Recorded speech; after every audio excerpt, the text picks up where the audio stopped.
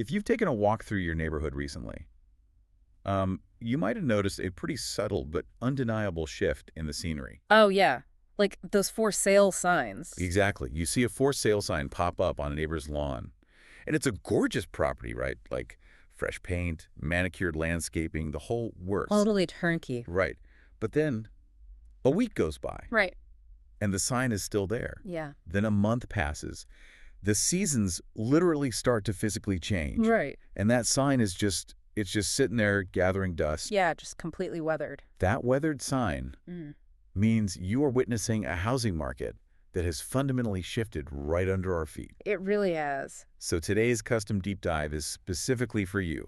We are unpacking this fascinating stack of notes we have on the art of patience in a shifting housing market. It's such a great set of sources. It is. We're going to figure out exactly why these beautiful homes are suddenly sitting unsold and why this is actually not a cause for panic. Right. Definitely not a reason to panic. And also just how the mechanics of buying and selling have completely transformed. So, okay, let's unpack this, because the core data point staring us in the face from Redfin completely rewrites the rules of real estate. It really does. I mean, we are looking at a massive statistical cliff here. Yeah. Currently, 52% of United States home listings have been sitting on the market for 60 days or more. Wow. Without a single offer. That is just Over half the inventory in the entire country is just waiting. 2 full months of dead silence for more than half the country. Yeah. I mean, that number is staggering when you consider the psychological whiplash we're all dealing Oh, with. absolutely. The whiplash is intense. Because, I mean, just a couple of years ago, the housing market was functioning like this high-stakes game of musical chairs. Right. Played on fast forward. Exactly. Yeah. A house would hit the market on a Thursday, and by Friday afternoon, it had like 20 all-cash offers. From people who hadn't even stepped foot inside the house? Yes. It was like a Black Friday sample sale, friends. Everything just vanished in seconds. And now it feels more like standing in an empty room listening to crickets. Right, totally. Yeah. We were so conditioned to believe that a successful real estate transaction just happens in 72 hours. Which is, well, it created this deeply ingrained yet entirely artificial baseline for sellers. Artificial is the perfect word for it. Right, because that warp speed environment was a historical anomaly. It was completely fueled by historically low borrowing costs. Right. But because it happened so recently, sellers today have internalized that anomaly as the standard. They think it's normal. Exactly. So they put their house on the market expecting that same immediate gratification. And when they don't get it, Right. When day 10 rolls around and the inbox is empty, a very specific psychological spiral begins. yeah. Our notes identify this as the panic trap. I want to dig into the mechanics of that panic trap, because it's not just some vague sense of anxiety, No, it's very structured. Yeah, the real estate tech infrastructure actually kind of weaponizes that waiting period. Oh, totally. Like, you have these public algorithms, the days on market counter on Zillow or Redfin. The dreaded DOM counter. Yes. It ticks up every single day, and it's visible to the entire world. It acts like this giant ticking time bomb on the listing. Yeah. So by day 21, the seller isn't just worried, they feel totally exposed. Right. They feel like everyone on their street is just watching their failure in real time. What's fascinating here is how that visibility actually accelerates the paranoia. Okay, yeah. Tell me more about that.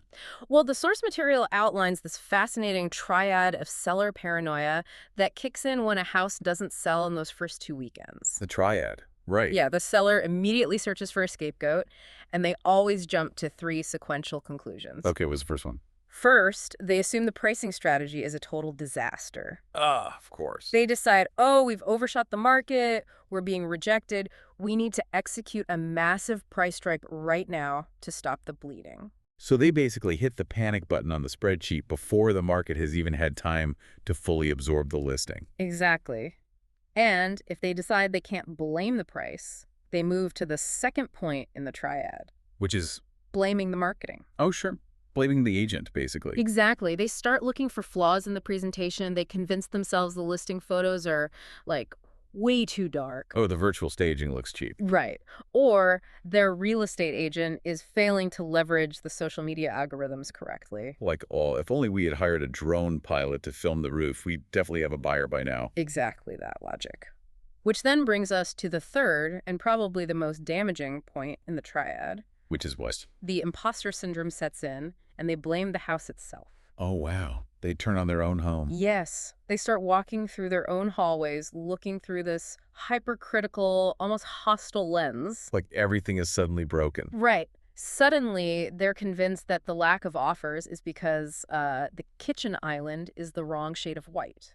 Or the guest bathroom is too small. Exactly. They assume the market just fundamentally hates their living space. But the data we are analyzing here explicitly states that in the vast majority of these cases, literally nothing is wrong at all. Nothing. Like, the price is accurate for the current comps, the marketing is perfectly fine, and the home is highly desirable. Yeah, the fundamental miscalculation isn't about the property itself. It's about the timeline.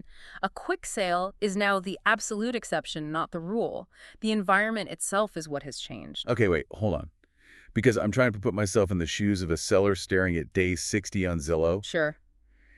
If 52% of homes are sitting for 2 months without a single bite, I'm kind of not buying the healthy shifting market excuse. Okay, why not? Well, how do I actually know my house isn't just genuinely overpriced and undesirable? Right. Because from a street level perspective, 0 offers equals buyer fear, right? Like, how do we distinguish between the market is adjusting its timeline and nobody wants this house because it's 60 grand too high?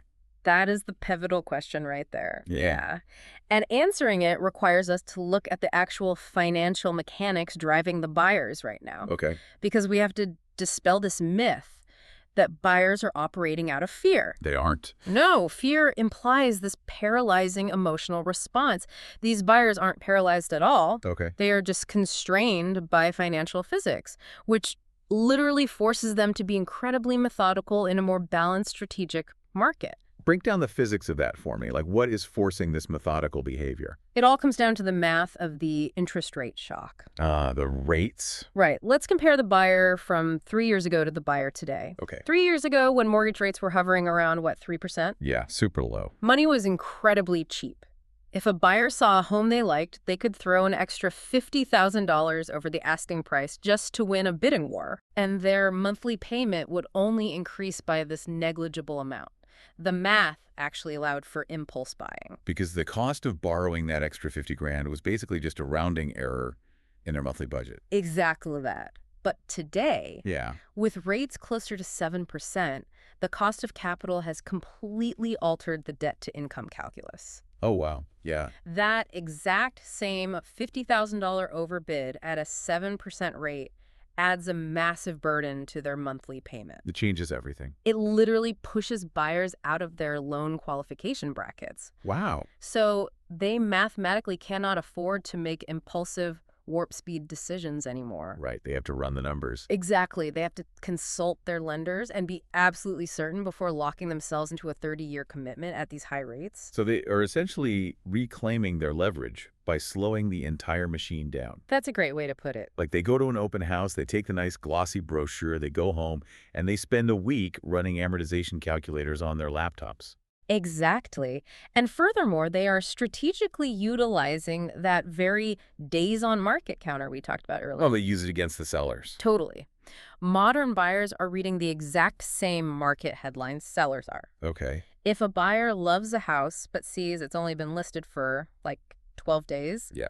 their agent will often advise them to wait. Really? Just intentionally hold off? Yes, they intentionally hold off on making an offer until maybe day 45. Wow. Because they're calculating that the seller's panic triad will have kicked in by then, which makes them way more receptive to a lower offer. They are essentially instigating a high-stakes staring contest. Yes, exactly. Here's where it gets really interesting, though. Yeah. Because the source notes emphasize a point that completely reframes how a seller should view a stagnant listing. Right.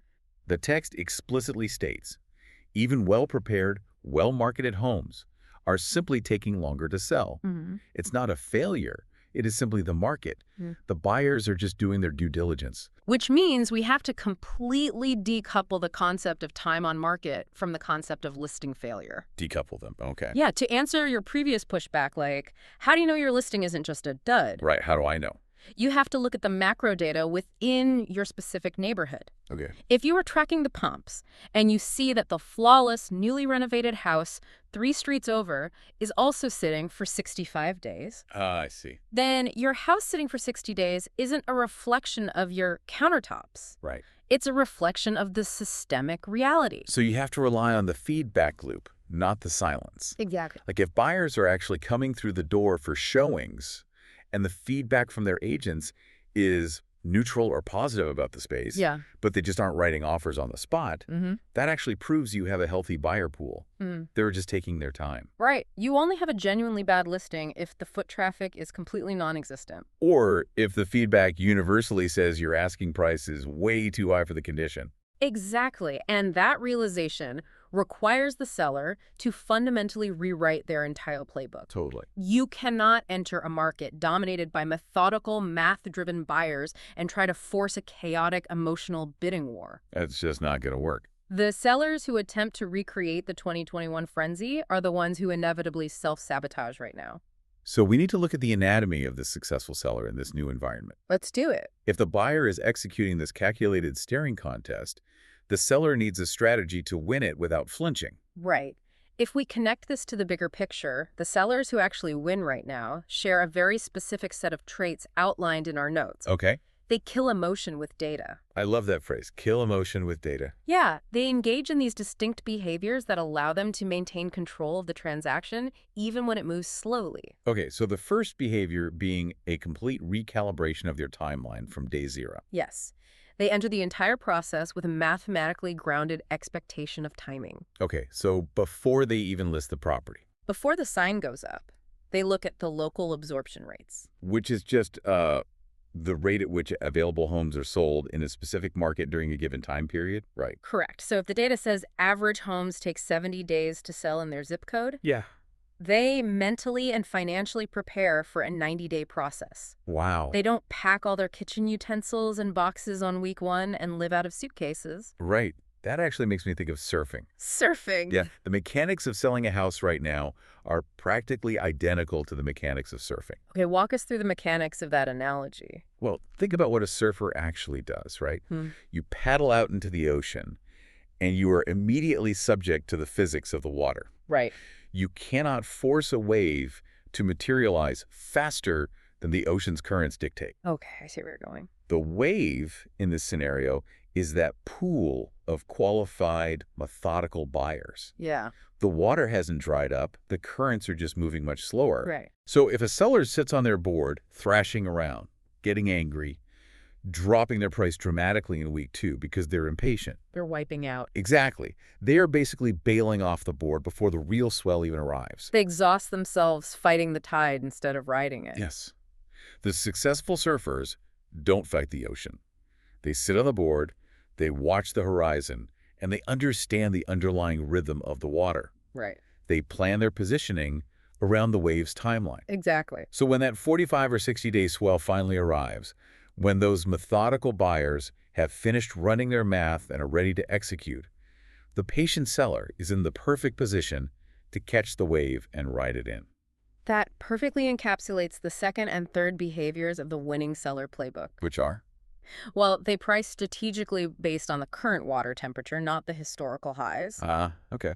They ignore what their neighbor's house sold for at the peak of the frenzy 3 years ago. Right, because that's irrelevant now. Exactly. They base their asking price strictly on what comparable homes are closing for today. Makes sense. And crucially, they hold the line. Hold the line. Yeah. When week 3 rolls around with no offers, they don't panic fire their listing agent Right. or slash the price by 20% just to generate superficial activity. Because dropping the price too early is essentially just chumming the water for bargain hunters. Oh, exactly. Rather than waiting for the qualified buyer who actually recognizes the home's value but just needs a minute to get their finances in order. Which brings us to the most actionable piece of advice in the entire document we're analyzing today. Okay, lay it on us. The single best move a potential seller can make right now is to establish a clear, realistic picture of the timeline with zero guesswork and zero surprises. Before they start. Long before the sign ever goes in the yard. So taking that emotional vacuum and filling it with hard data. Precisely. The panic trap, like the obsession over the price, the marketing, and the perceived flaws of the house, it only thrives in the absence of a plan. Wow, yeah. When you expect a house to sell in a weekend, hitting day 60 feels like an unmitigated disaster. It feels like the sky is falling. Right.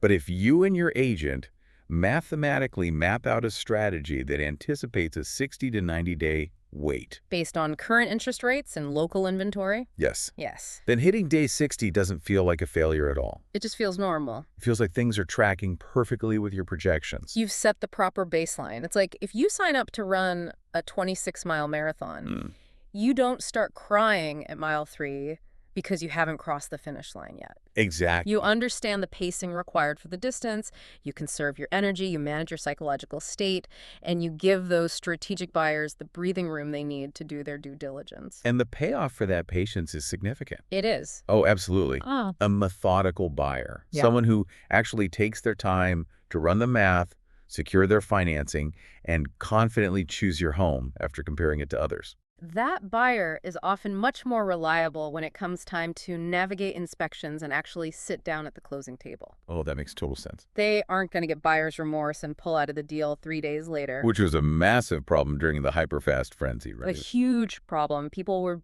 bailing on contracts constantly because they panicked. So, to synthesize all these moving parts for you, Mm. our listener, Yeah. a slower sale absolutely does not mean your home is undesirable. Not at all. It doesn't mean your pricing strategy is fundamentally broken. And it certainly doesn't mean you need to rip out your kitchen countertops. Please don't rip out your countertops. Right. It simply means the financial physics of the market have shifted, and you are playing today's strategic, balanced game the right way. Exactly. You are being the surfer. You are waiting for the right swell rather than exhausting yourself fighting the tide. It is really just a return to historical normalcy. Real estate has always been a slow, illiquid asset class. The last few years were the aberration. Totally. Today's market requires patience, but it heavily rewards data and strategy over blind luck and chaos. So what does this all mean when we zoom out? We've spent this entire deep dive looking at the micromechanics of listing a house and securing a buyer. But when we look at the macro impact of this shift, what happens to the housing landscape overall? It points toward a really fascinating, broader implication, a provocative thought to leave you with, pulling from the underlying currents of our source material. Okay, ready. If a 60-day or even a 90-day wait becomes the permanent new normal for selling real estate, Yeah. how will this slower pace change the psychological way we actually live in our homes? Oh, wow. That's a massive shift in perspective. Right. Because it's not just about selling. It literally changes the nature of ownership. Think about the cultural conditioning of the last decade. Fueled by HGTV and hyper-low interest rates, we developed this pervasive culture of the quick flip. Homes were increasingly treated as highly liquid assets. People began viewing the roofs over their heads as fast-moving stock options. The cultural narrative was like, you buy a place, you paint everything a neutral gray to maximize resale value. Yep. You live in it for 2 years, and then you cash out in a weekend bidding war to upgrade to the next tier. Exactly. We were treating our living rooms like temporary waiting areas. That's spot on. Every design choice was dictated by what some hypothetical future buyer might want, rather than what the person actually living there wanted. But if that era of liquid real estate is truly over, Yeah. if selling a house is returning to being a deliberate, time-consuming, deeply strategic, and, somewhat stressful process, it forces a profound cultural recalibration. It really does. If you know you cannot effortlessly bail on a mortgage in 48 hours whenever you feel like it, Yeah. you are going to make fundamentally different choices about where you buy and how you treat the space once you actually hold the keys. You would have to actually love the neighborhood. Exactly. You couldn't just tolerate the house as a temporary investment vehicle. We might actually see a cultural shift where people begin to build deeper, more permanent roots in their communities. I love that. We might see a return to an era where homeowners design and renovate their spaces for their own long-term comfort and idiosyncratic tastes, Right. rather than obsessing over the generic resale value of every single faucet and light fixture they select. It's the difference between decorating a hotel room for the next guest and actually building a sanctuary for yourself. Dutifully said. If it's going to take months of strategy to leave, you might as well get comfortable and stay a while. The slowing down of the real estate market might unexpectedly lead to a settling down of our culture. Wow. It forces us to confront the reality that a house is, first and foremost, a shelter and a place to live. Not just a line item on a wealth-building spreadsheet. Exactly. That completely changes how you look at that for sale sign gathering dust in your neighborhood. It really does. It is not a symbol of a failing local market or a flawed property. It's just a mechanical reality of a more deliberate economy. Yes. And maybe, just maybe, it's a sign that we are all being forced to learn how to actually stay put, invest in our communities, and appreciate where we are for a little while longer. I think so. Something for you to mull over the next time you walk past one of those signs and wonder what's taking so long. Thanks for joining us on this deep dive. We'll catch you next time.